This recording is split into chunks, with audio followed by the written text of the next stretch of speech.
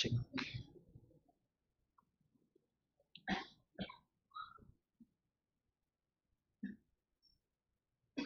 Tidak ada seruput-seruput, Pak.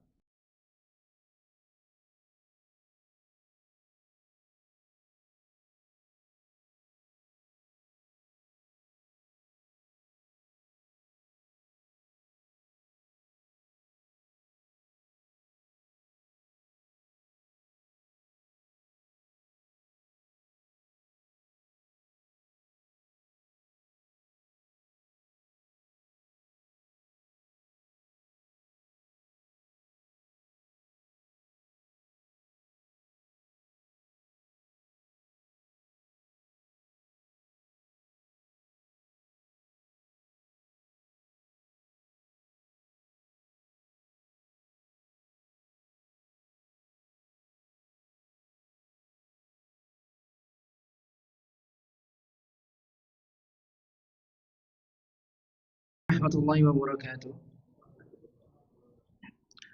Alhamdulillah hamdan katsiran thayyiban mubarakan fihi. Wa usalli wa usallimu ala al-mab'uts rahmatan lil alamin nabiyyina Muhammadin wa ala alihi wa sahbihi ajma'in amma ba'd. Segala puji hanya milik Allah Subhanahu wa taala yang dengan senantiasa kita diberikan izin oleh Allah Tabaraka wa taala untuk hadir di majelis ini, melanjutkan pembahasan kita mengenai adab-adab Islam, dan kita sempat membahas ada berkenaan dengan mendoakan saudara kita saat dia tidak berada di tempat. Jadi kita dianjurkan untuk mendoakan saudara-saudara kita. Ya, baik yang mungkin saudara kita, teman kita ada di mana. Intinya kita mendoakan, tapi dia nggak tahu kalau kita mendoakannya. Ini. Ya, dan itu balasannya sangat besar. Kenapa? Karena ketika kita mendoakan kebaikan yang banyak, yang melimpah untuk saudara kita. Maksudnya saudara di sini adalah saudara muslim, saudara seiman, teman-teman kita, kenalan kita. Bahkan orang muslim yang kita nggak kenal sekalipun kita doakan. Karena mereka tetap saudara kita, saudara seiman. Ya, maka malaikat, ya, malaikat akan terus mendoakan kita, mengaminkan doa kita, dan mendoakan hal yang sama untuk kita. Jadi malaikat mengaminkan doa kita untuk saudara-saudara kita tersebut, kemudian juga membalas doa yang sama untuk kita. Jadi kalau bisa sebanyak-banyaknya doakan kebaikan untuk kaum muslimin. Ya. Baik. Kemudian kita masuk ke adab yang berikutnya, yaitu atawaddu lil ikhwan wa tarku takabbur alaihim. Hendaknya kita sebagai seorang muslim itu rendah hati, tawadu. Mungkin kalau cari sinonimnya dikira itu rendah hati kali ya. Kemudian tidak sombong sama saudara kita. Ya, jadi lawannya tuh. Jadi kalau orang tawadu mesti nggak sombong. Orang sombong itu nggak tawadu. Ya, sombong di sini berarti apa? Bukan hanya membanggakan dirinya. Kalau membanggakan dirinya itu kan sekedar ujub ya. Tapi dia itu sampai taraf sombong. Berarti apa? Udah mulai merendahkan orang lain gitu. Jadi dia punya kelebihan tertentu, dia tonjolkan itu, dia banggakan, kemudian dia rendahkan orang lain karena orang lain nggak punya yang sama dengan dia. Nah, terkadang dalam kita berinteraksi, berteman, kadang kita bergaul dengan orang-orang yang punya background yang berbeda, punya sifat yang jelas berbeda, betul nggak Pak? Betul nggak? Jadi oh enggak kok sama sifatnya, pokoknya kita CS banget deh satunya. Kayaknya nggak mungkin gitu. Sifatnya sama, idenya sama, pola pikirnya sama, itu hampir kayaknya nggak mungkin. Ya. Jadi kita berteman itu dengan orang-orang yang beraneka ragam sifatnya. Kebiasaannya pun berbeda. pola pikirnya berbeda. Mungkin serupa bisa sama dalam satu permasalahan, tapi permasalahan yang lainnya bisa berbeda dan terjadi apa? Perdebatan. Ya. Satu punya pemahaman seperti ini, yang satu temannya punya pemahaman yang berbeda. Akhirnya terjadi diskusi. Nah, diskusi tanpa arah, ya, maka akan terjadi perdebatan lama-lama. Sudah tidak perdebatan tidak baik, ditambah dengan apa? Pengen menang sendiri. Karena tadi ada sesuatu dalam hati kita yang pengen kita itu diakui sama orang lain. Kita punya sesuatu yang sebenarnya itu pengen sekali diakui sama orang lain. Validasi. Kita haus akan validasi. Jadi maka dari itu ketika itu muncul, tenangkan dirinya. Ingat kalau kita ini bukan siapa-siapa. Apa yang Allah berikan kepada kita berupa kecerdasan, berupa fisik yang luar biasa, kerennya, ataupun apapun itu, jadi yang Allah berikan kepada kita, hendaknya kita sadar itu semua pemberian dari Allah cuma-cuma. Ya. Maka kita seharusnya saat itu sadar diri, kemudian beristighfar dan ingat Allah Maha Besar, Allah Maha Kuasa atas segala sesuatunya, Allah Maha Kaya. Allah yang memberikan kita semua ini. Kita nggak bisa mampu apa-apa kecuali dengan izin Allah. La haula wala quwwata illa billah. Ya. Namun terkadang itu sulit dikendalikan. Betul nggak, Pak? Kalau sudah kita bicara itu asyik gitu, ya pengen diakuin ini saya punya ini loh, pola pikir saya tuh harus diterima gitu. Ya. Ide saya ini harus diterima. Uh, itu dia. Ya. Jadi yang mungkin kita perlu benar-benar apa ya? Kita diminta untuk introspeksi diri. Ya, introspeksi diri kita dengan hadis ini. Nanti kita akan bacakan. Agar kita apa lebih tawadu, lebih rendah hati. Sulit awalnya. Sebagai perkataan Syekh Shalih Al-Utsaimin, Syekh Muhammad bin Shalih Al-Utsaimin rahimahullah taala mengatakan kalau awalnya sulit memang kalau nggak dilatih. Semakin sering dilatih jiwa itu akan semakin mudah menerimanya. Ya. Jadi segala sesuatu itu perlu dilatih. Ya, kita mau apa? Kita mau hidup sehat, misalkan fisik kita supaya tidak cepat sakit, mungkin kita sering olahraga. Olahraga butuh apa? Dilatih kan? Tubuh kita dilatih dengan kita olahraga dan lain sebagainya. Kita pengen bisa sesuatu, kita latih diri kita untuk itu. Ya, kita ingin belajar ilmu baru, kita latih diri kita untuk belajar ilmu tersebut. Membiasakan diri kita. Enggak terbiasa sholat malam, dilatih sholat malam. Enggak biasa puasa Senin Kemis, dilatih. Seperti itu. Maka coba kita lihat hadisnya di sini. Dari Nabi sallallahu alaihi wasallam pernah bersabda, "Innallaha auha ilayya."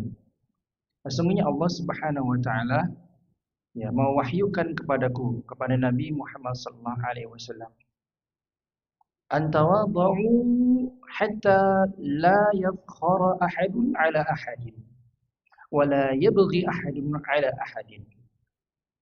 Ya, kata Nabi sallallahu alaihi wasallam, Allah Subhanahu wa taala mewahyukan kepada beliau agar kita semua bersikap rendah hati. Ya, agar kita semua bersikap rendah hati hingga salah satu di antara kalian tidak berlaku sombong. Nah, di hadapan yang lainnya. Jadi kita diminta untuk rendah hati, tawadu, tidak sombong dan tidak berbuat aniaya kepadanya. Ya, tidak berbuat zalim. Baik. Ya. Kalau kita lihat ini di antara pengertian tawadu dari sekian banyaknya yang dikemukakan oleh para ulama, yaitu antakhruja min baitik fala talqa musliman illa ra'aita lahu 'alaika fadlan. Yaitu tawadu adalah kita bisa merasakan sikap tawadu itu ketika kita keluar rumah. Ya. Kita keluar rumah, kemudian setiap orang muslim yang kita jumpai itu memiliki sesuatu yang lebih daripada kita. Ya. Jadi setiap kita ketemu seorang muslim, kita punya anggapan, kita set sebagai default kita, dia lebih baik daripada saya. Bisa nggak gitu? Itu tawadu. Sulitnya bukan main itu udah. Sulitnya luar biasa. Tapi itu diantara pengertian ya orang lama. Cara ngetes kita itu tawadu tuh coba kayak gitu. Setiap hari kita berapa kali kita ketemu atau berapa banyak jumlah kaum muslimin yang kita jumpai salam sehari. Pernah nggak kita menempatkan posisi mereka itu lebih daripada kita? Meskipun statusnya mungkin dalam perusahaan gitu dia tuh karyawan biasa gitu. Kita punya jabatan yang wes ya apa ya? General manager lah gitu. Atau ya di bawahnya dikit lah, supervisor lah gitu. Tapi dengan seperti itu melihat yang lain itu lebih mulia daripada dirinya. Ya, ketemu orang di depan, wah ini lebih mulia daripada saya, ini lebih punya keutamaan yang lebih daripada saya. Kira-kira pernah nggak Pak kita? Pernah atau enggak? Kayaknya pernah deh, tapi ya sekali. Pernah nggak Pak kira-kira? Bukan karena dia duduk di depan, bukan karena dia bisa berkoar-koar di hadapan kaum muslimin, bukan itu. Siapapun dia, orang muslim ketemu sama dia, kita beranggapan dia lebih mulia daripada kita. Dia punya sesuatu yang kita nggak tahu dan dia lebih mulia daripada kita. Dengan pakaian kita yang masya Allah sudah menunjukkan seorang muslim, identitas seorang muslim itu baik. Tapi bisa jadi orang yang seperti ini banyak dosa yang orang lain nggak tahu. Sedangkan orang yang mungkin biasa-biasa saja, ya, tapi dia punya ibadah yang luar biasa yang dia tampung sebagai amal solehnya, yang kita sama sekali nggak tahu. Itu makanya kita jangan sampai ya, hindari kita merendahkan orang lain dari situ. Jangan menghina orang lain. Orang punya kesalahan, kita kita bicarakan kesalahannya pada permasalahan itu, bukan keseluruhan orang tersebut. Ya. Kita punya salah, orang punya lain punya salah. Ya. Kita sama-sama manusia. Jadi ketika orang lain punya kesalahan, jangan nilai orangnya, tapi nilai kesalahannya dia di situ. Tapi lihat kebaikan yang banyak yang dia miliki selain daripada itu. Ya. Terutama ini juga berlaku pada suami istri. Ya. Ketika suami melihat istri melakukan kesalahan, jangan langsung dihabisi, diomeli. Kadang kita kesel cuma sebagai suami, tapi ingat, oh ya itu kesalahan. Kita nggak suka. Tapi banyak kebaikan-kebaikan lain yang sudah dilakukan oleh seorang istri. Banyak sekali. Seorang istri juga begitu kepada suaminya. Ketika suami melakukan kesalahan, ya mungkin ada peraturan-peraturan yang dilanggar dalam rumah yang istrinya nggak suka. Coba lihat, ya itu kesalahan, tapi lihat kebaikan yang banyak yang sudah dilakukan oleh seorang suami. Bagaimana dia mencari nafkah, bagaimana dia melindungi keluarganya, ya, menjaga nama baik keluarganya dan lain sebagainya. Itu diperhitungkan. Ya. Sehingga kita tidak mudah untuk merendahkan orang lain. Nah, sikap tawadhu. Ini perlu yang pertama ilmu mengenai tawadhu tersebut, kemudian praktekkan. Ya. Jadi kita sudah minimal ada pengertian dari tawadhu ini. Ya. Kemudian kita amalkan juga dalam kehidupan kita sehari-hari. Kadang naik, kadang turun nggak apa-apa. Yang penting kita coba untuk konsisten. Ya. Ketemu seorang muslim, masya Allah, ini lebih mulia daripada saya. Nah,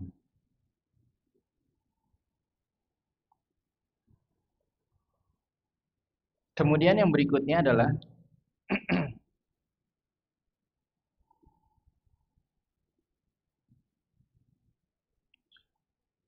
hifdzu asraril ikhwan. Nah, ini dia. Yang berikutnya adalah adab kita bergaul sama kaum muslimin adalah menjaga rahasia saudara kita. Jaga rahasia saudara kita. Ya. Mana buktinya? Nah, ini dia. Kita bacakan hadisnya dari Jabir bin Abdullah radhiyallahu anhuma. Ya, dari sahabat Jabir bin Abdullah, semoga Allah meridhai mereka berdua. Ani Nabi sallallahu alaihi wasallam. Bahwasanya Nabi Muhammad sallallahu alaihi wasallam pernah bersabda. Ada terjemahannya? Oh, saya enggak sempat untuk menulis terjemahan di sini. Idza hadatsa rajul, ya idza hadatsa ar-rajulul haditsa thumma iltafata fahiya amanah. Kata Nabi sallallahu alaihi wasallam, jika seseorang itu sedang berbicara kepada orang lain, ya, jika seorang itu bicara kepada orang lain tentang suatu pembicaraan, begitu ya. Jadi ada konsepnya adalah di sini coba dua orang saling berjumpa gitu. Kemudian dia mengajak bicara nih, si A ngajak bicara si B. Satu pembicaraan. Tsumma tafata. Kemudian si A ini yang mau ngajak bicara, mau menyampaikan suatu informasi kepada si B, itu noleh-noleh.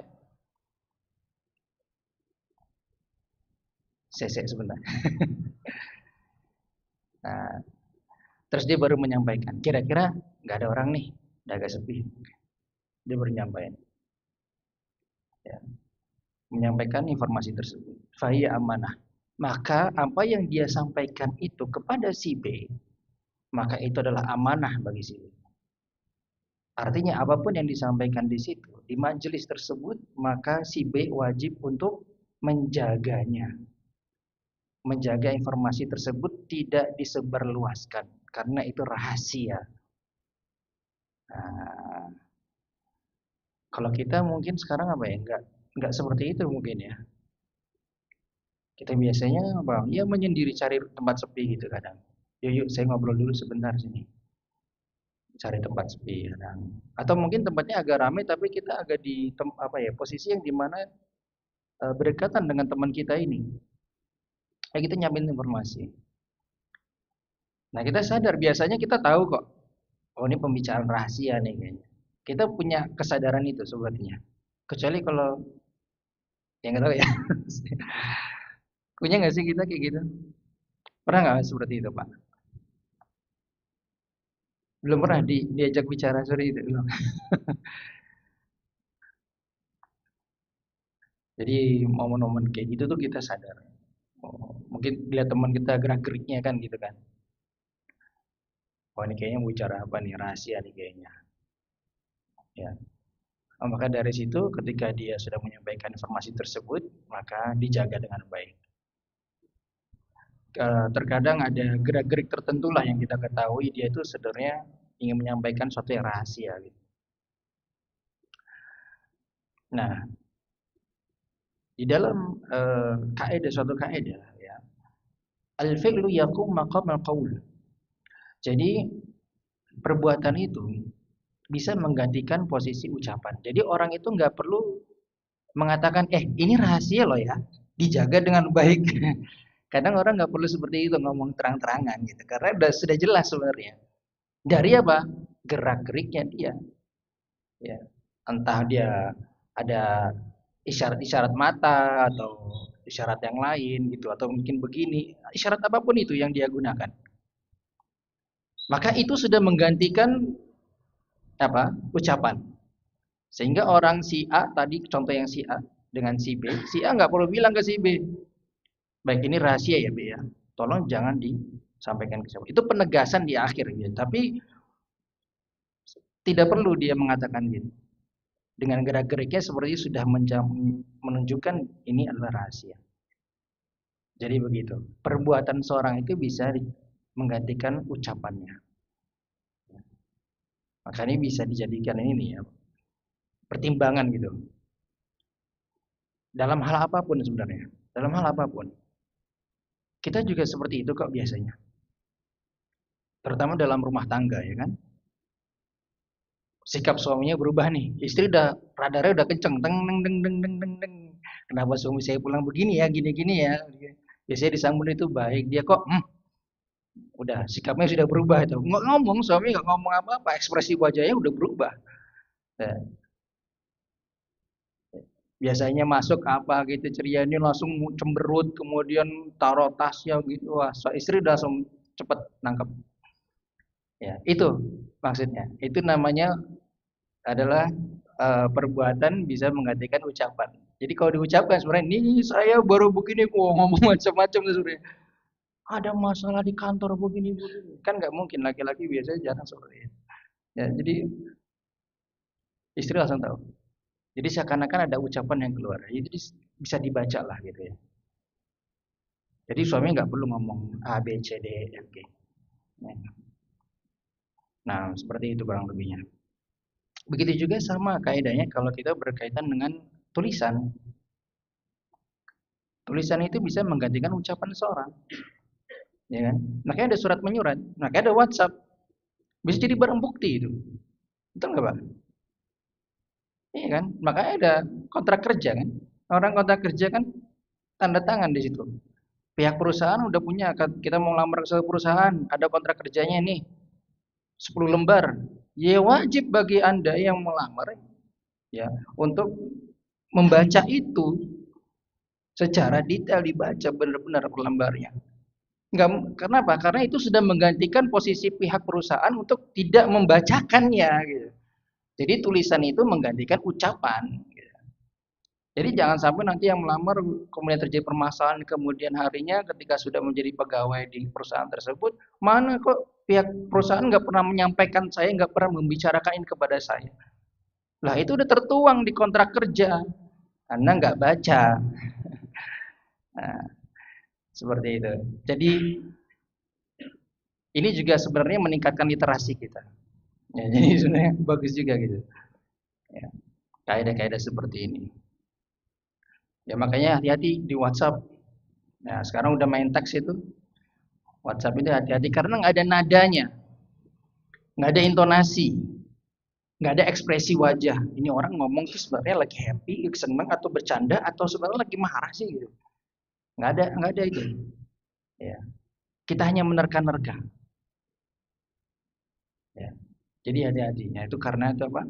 Ucapan, tulisan bisa menggantikan ucapan seseorang. Baik. Kembali lagi tadi, ketika seorang itu sudah memberikan, apalagi penegasan, ini rahasia loh ya, dijaga baik-baik. Saudara kita sudah mengucapkan demikian, ini rahasia, tolong dijaga. Penegasan demi penegasan, jangan disebarkan. Nggak amanah berarti dia. Ya. Kecuali pada kasus tertentu memang. Pada kasus tertentu saja. Tapi kalau nggak dibutuhkan sama sekali, jangan disampaikan ke orang lain. Weh, tadi si Pak cerita sama saya, masa dia begini? Nah, ini jadi gosip akhirnya. Rahasia orang dibuka semua. Ya. Nah, ini nggak baik. Apalagi rahasia rumah tangga orang lain. Wah, bahaya. Ya, ini jangan sampai. Dijaga dengan baik. Kalau nggak bisa menjaga amanah tersebut, sampaikan. Maaf, temanku, saya nggak bisa jaga rahasia Anda. Saya khawatir nanti bocor, saya ember mulut saya. Jadi jangan ceritakan saya aja deh. Jangan-jangan orang lain aja. Sampaikan. Ya. Daripada kita nggak amanah jadi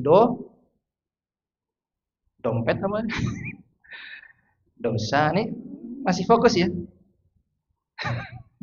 dosa. Baik. Baik.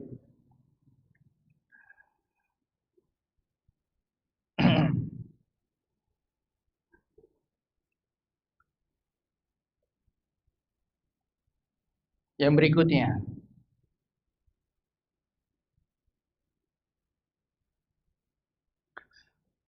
Baik. Yang berikutnya adalah an-nashu lil ikhwan, yaitu menasihati saudara kita, memberikan nasihat kepada saudara kita. Baik. Buktinya apa? Kalau kita dianjurkan untuk memberikan nasihat kepada saudara kita. Hadis riwayat Imam Muslim dari sahabat Tamim Ad-Dari, Tamim bin Aus Ad-Dari atau Aus, nah, Tamim bin Aus Ad-Dari radhiyallahu anhu. Semoga Allah meridhoinya. Ada Nabi sallallahu alaihi wasallam qala, Nabi SAW pernah bersabda, adinun an-nasihah. Agama adalah nasihat. Qulna liman. Maka sahabat pun bertanya, kami bertanya. Bertanya balik kepada Rasulullah SAW. Ya. Maka Nabi SAW menjawab, lillahi wa li kitabi wa li rasuli wa li a'immatil muslimin wa ammatihi. Lalu Nabi SAW menyampaikan untuk nasihat ini bagi Allah, bagi kitabnya, bagi rasulnya, bagi pemimpin-pemimpin kaum muslimin, serta bagi umat Islam umumnya. Ini hadis terkenal juga ya, salah satu hadis yang terkenal. Dalam hadis Arba'in Nawawiyah, 40 hadis karya Imam Nawawi rahimahullah ta'ala. Sebelum saya bahas mengenai adab ini, mengenai nasihat kepada saudara kita, saya mau membahas menarik di sini adalah sahabat yang meriwayatkan ini, yaitu sahabat Tamim Ad-Dari radhiyallahu anhu. Kenapa Kenapa saya tertarik membahasnya sedikit? Karena sahabat ini, ya, radhiyallahu anhu, beliau adalah dahulu sebelum masuk Islam, beliau adalah seorang Nasrani, seorang beragama Kristen. Ya. Oke. Kemudian beliau masuk Islam di tahun 9 Hijriah, kalau nggak salah, benar. Ya, kalau nggak salah berarti benar. Tahun 9 Hijriah. Beliau ada satu kisah. Beliau menjadi salah satu seorang sahabat yang pernah melihat Dajjal. Beliau seorang sahabat yang pernah menyaksikan dengan mata kepala sendiri melihat seperti apa Dajjal itu.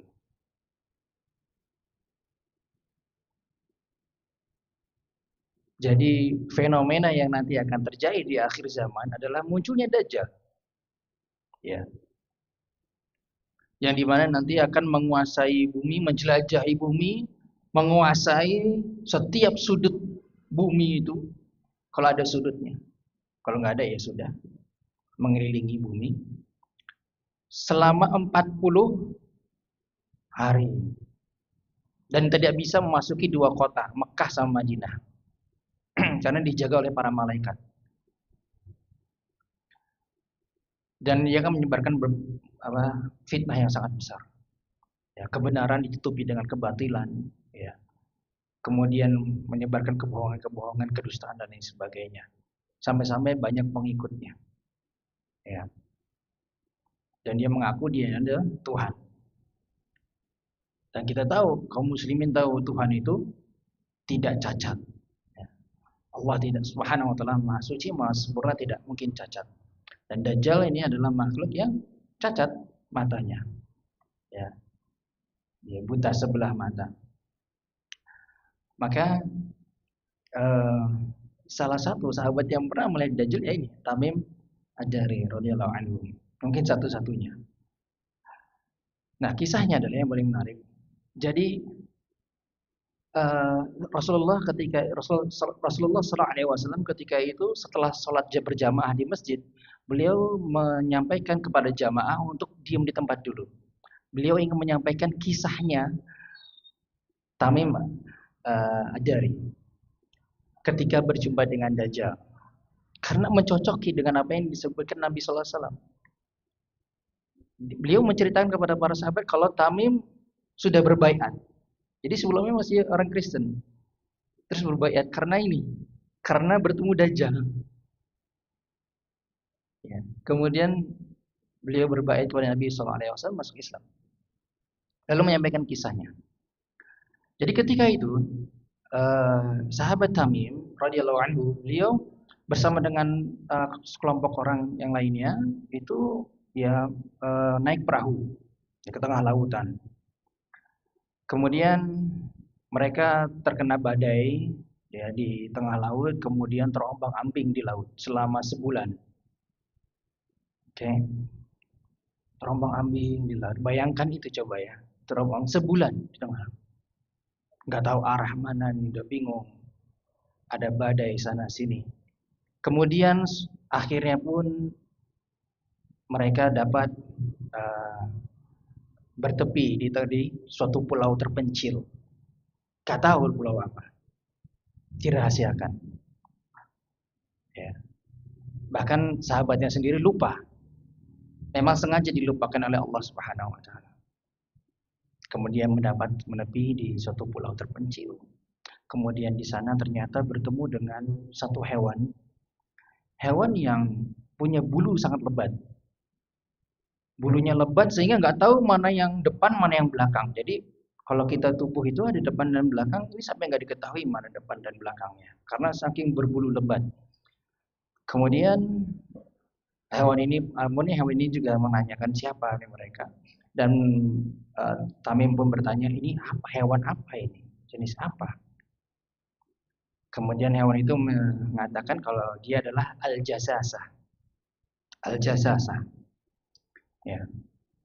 Kemudian akhirnya singkat cerita hewan ini atau al-jasasah ini mengajak Tamim dan beserta rombongannya untuk bertemu dengan seseorang ya, yang berada di suatu tempat di dalam pulau tersebut. Ya. Entah itu kuil atau apa. Kemudian datanglah sampai masuk ke dalam tempat tersebut. Akhirnya Tamim melihat dengan mata kepala sendiri sosok yang sangat besar, paling besar yang pernah dia jumpai. Dan kedua tangannya terikat kuat dengan rantai-rantai ke lehernya. Kedua lututnya terikat dengan rantai sangat kuat. Begitu juga dengan kakinya. Lalu mulai di situ terjadi tanya jawab. Ya, tanya jawab. Kemudian sebenarnya ini makhluk ini yang sangat besar ini bertanya terus. Pertanyaan apakah masih tentang pohon kurma, apakah masih berbuah, kemudian tentang air yang ada di danau Tiberias, ya danau Tiberias atau sekarang dinamakan danau Galilea, masih ada airnya atau tidak. Kemudian pertanyaan tentang Nabi Umiin, Nabi yang nggak bisa baca dan tulis, apa yang terjadi sama dia? Dijawab sama Tamim. Oh dia dimusuhi sama orang Arab, kemudian hijrah dari kota Makkah ke Madinah, dan banyak pengikutnya sekarang. Gitu. Maka Dajjal mengatakan, sungguhnya mereka lebih baik mengikuti Nabi tersebut, Nabi Muhammad SAW. Dajjal bilang gitu. Dajjal bilang kayak gitu. Lebih baik mereka memang ikut kepada Nabi Muhammad SAW. Ya, kemudian Dajjal pun akhirnya menyampaikan kalau dia adalah Al-Masih Ad-Dajjal. Ya, ini kisah yang paling menarik. Ya dinamakan, ini juga menarik penamaannya ya, Dajjal ini ya. Dajjal itu artinya pendusta gitu ya. Pendusta gitu. Kemudian ada Al-Masih juga gitu. Kita tahu ada Al-Masih Isa ibn Maryam. Ada Al-Masih, Ad-Dajjal. Al-Masih sendiri itu memang bisa digunakan untuk kebaikan sama untuk yang keburukan. Kebaikan yang dimaksud kepada Nabi Isa alaihissalam karena beliau memang punya mukjizat, bisa menghidupkan orang yang mati dengan izin Allah, bisa mengobati orang yang buta sejak lahir dan kena penyakit yang lainnya itu. Sedangkan Dajjal, kenapa disebut Al-Masih? Karena Dajjal itu buta sebelah matanya. Ya. Sebagaimana dalam hadis Nabi sallallahu alaihi wasallam bersabda, "Inna Dajjal mamsuhul ain." Jadi Dajjal itu matanya terhapus sebelah. Ya.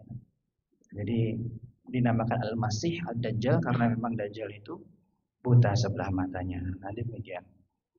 Jadi ini kisah yang menarik. Setelah itu beliau datang bertemu dengan Nabi sallallahu alaihi wasallam dan berbayat, ya, masuk Islam. Insyaallah. Alhamdulillah. Luar biasa kisahnya. Dan kalau dicari lagi nggak tahu di mana pulaunya. Udah lupa, dilupakan sama Allah Subhanahu wa taala. Di mana Pak kira-kira? Mau menjelajahi bumi? Ya, cari Dajjal di mana? Sudah ada, sejak itu sudah ada Dajjal. Ya, tinggal menunggu waktunya keluar saja. Baik. Kisah yang menarik.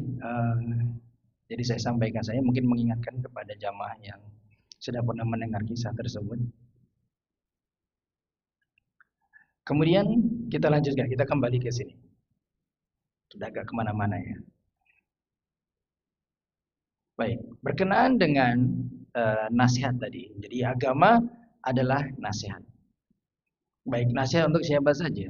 Untuk Allah Subhanahu wa taala, kemudian Al-Qur'an, Rasulullah sallallahu alaihi wasallam kepada pemimpin kaum muslimin dan umat Islam ini semuanya. Maksud dari hadis ini itu bukan nasihat itu adalah kita memberikan nasihat, bukan. Tapi maksudnya adalah ini adalah kita yang dinasihati. Jadi kita yang mendapatkan nasihat. Tentang apa? Tentang Allah. Kita mendapatkan nasihat ya tentang Allah, tentang Al-Qur'an, tentang Rasulullah, tentang memimpin kaum muslimin dan umat Islam ini. Bagaimana selayak kita bersikap. Ya. Maka nasihat kepada Allah atau nasihat bagi Allah Subhanahu wa taala ya. Artinya adalah kita diingatkan untuk apa? Diingatkan untuk mengimani Allah Subhanahu wa taala. Jadi sebenarnya nasihat bagi Allah itu adalah nasihat untuk kita. Bagaimana kita ini ya terhadap Allah Subhanahu wa taala. Yang pertama mengimani Allah Subhanahu wa taala. Ya, kemudian tidak melakukan kesyirikan. Ya, tidak menyekutukan Allah Subhanahu wa taala dengan sesuatu apapun. Itu bentuk nasihat. Jadi kita dinasihati begini loh sikap kita terhadap Allah Subhanahu wa taala. Kita meyakini sifat-sifat Allah Subhanahu wa taala, nama-nama Allah Subhanahu wa taala yang mulia, yang paling suci dan sempurna. Ya, kemudian mensucikan Allah dari segala kekurangan dan segala aib. Kemudian tidak menyerupakan Allah dengan makhluknya. Kemudian mendekatkan Allah dengan melakukan ketaatan.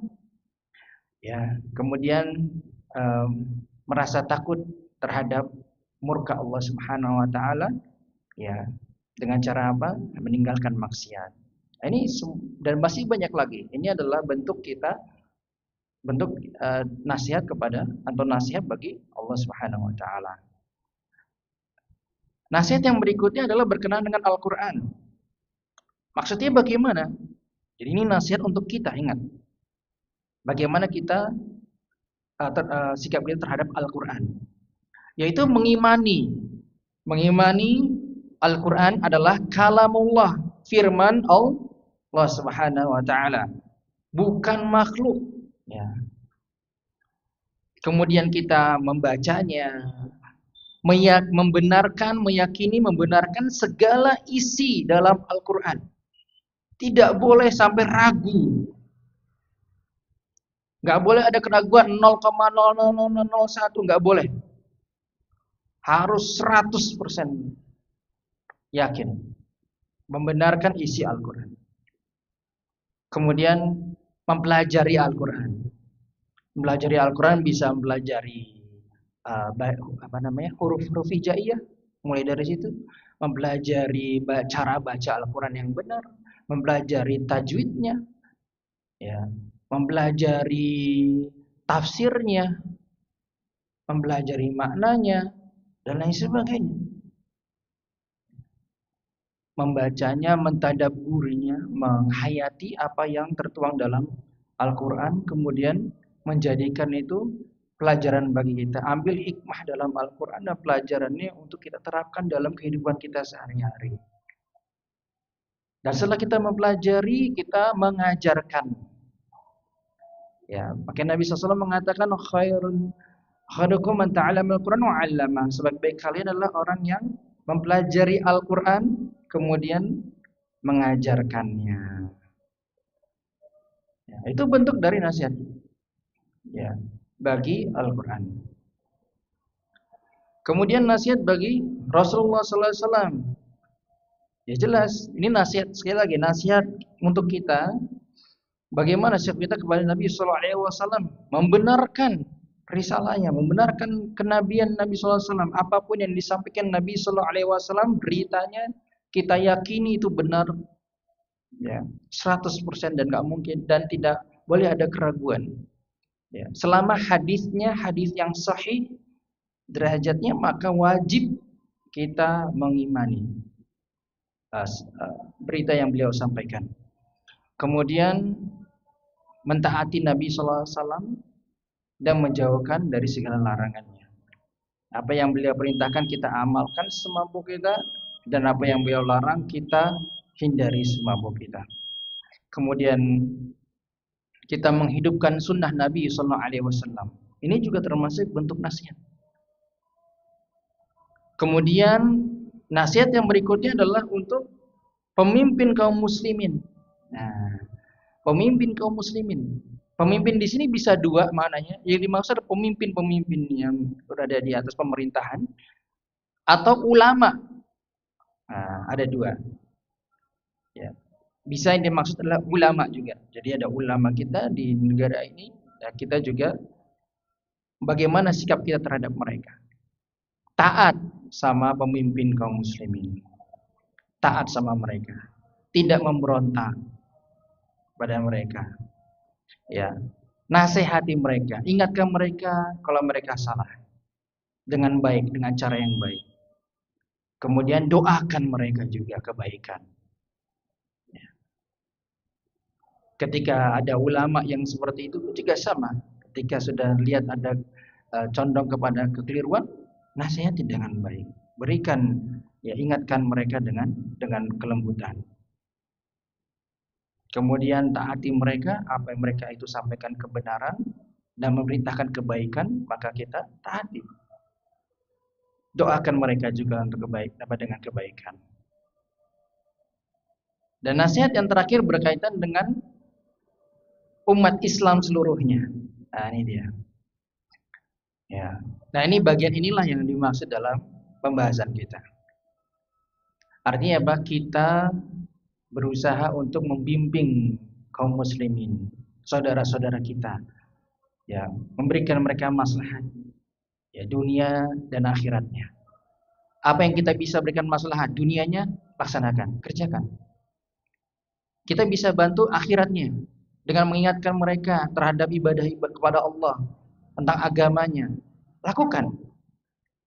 Kita bisa bantu dia, bantu. Ya. Menolong sesama kaum muslimin, menegakkan kebenaran, ya, menyampaikan yang benar, dakwahkan mereka, ajak kepada kebenaran, tinggalkan kemaksiatan, ya, mencegah kezaliman, mencegah keburukan. Ini semuanya dan masih banyak lagi. Ya. Itu semua adalah bentuk, ya, dari nasihat bagi umat Islam ini. Jadi kalau kita bisa mampu untuk menasihati saudara kita, nasihat dengan baik, dengan cara yang baik. Bisanya apa? Dengan lisan silahkan. Bisanya dengan tulisan silahkan dengan tulisan. Ya. Kalaupun kita tidak bisa, doakan, minimal doakan saudara kita. Seperti itu. Ya. Nah, ini dia akhir dari uh, pembahasan kita di pertemuan kali ini. Masih ada 2 adab lagi yang akan kita bahas insyaallah di pertemuan berikutnya. Wassalamualaikum Muhammadin wa ala alihi wasallam. Kalau nanti ada yang mau bertanya, silahkan setelah adanya.